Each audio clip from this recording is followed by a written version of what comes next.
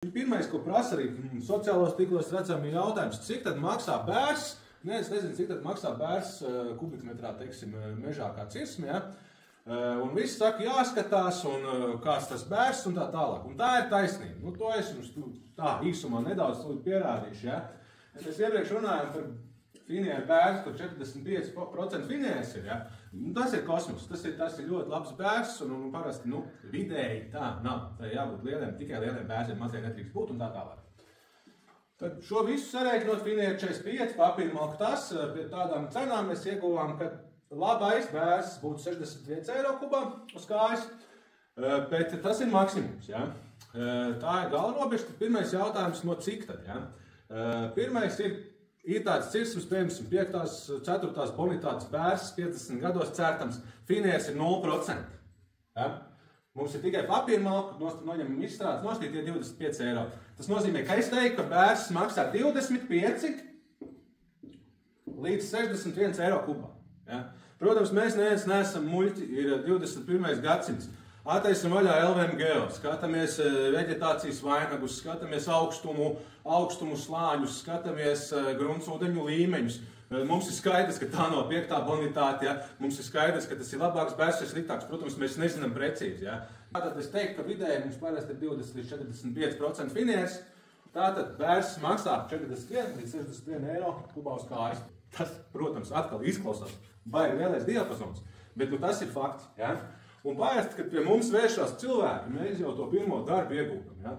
Mēs veicam aprēķinus un saprotam, kāds varētu būt šis cenas diapazons. Ja?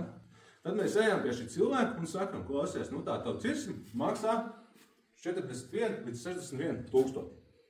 Cilvēks tā skatās vispār. Vai tas ir vispār tas, ar ko viņš bija rēķinājies? Varbūt viņš gribēja 80. Šajā brīdī, kad viņš pasaka, viņš gribēja 80, mēs saprotam, klausies, dotajā brīdī tirgus situācija tāda nav. Varbūt parunājam par varbūtību, ka tā varētu būt vai nevarētu būt, bet tas nav. Tajā brīdī mēs visi sarunājam, cilvēks saprot, mūsu sadarbība beidzās.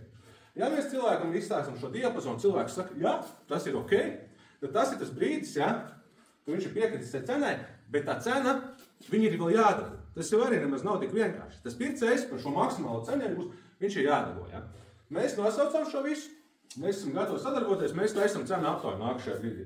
Mēs aizsūtam tur 10 cilvēkiem, vai ne? Mēs aizsūtam 300 cilvēkiem, bet, piemēram, 10 uzņēmumi apstījušies dabā, ja? Viens ielika 30 000, 30 eiro kubā, 30 000, ja?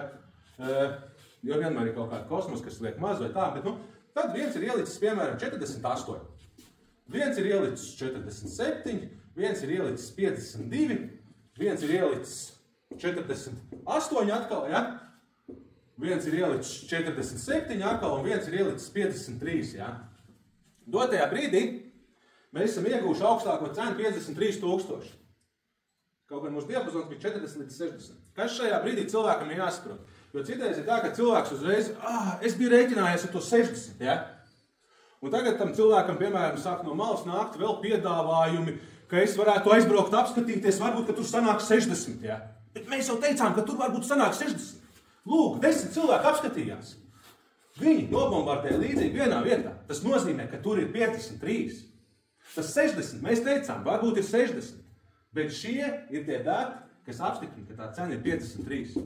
Un tajā brīdī ir jāsaprot, vai mēs pārdodam vai nepārdodam. Jo cirsma, tas ir vienkāršs produkts, vienkāršs līguma priekšmets, tas ir viegli aprēķināms. Tā nav tāda abstraktā vērtība kā īpašumam, kad viņi var mainīties. Cirsma maksā precīzi tik, cik viņš šodien maksā.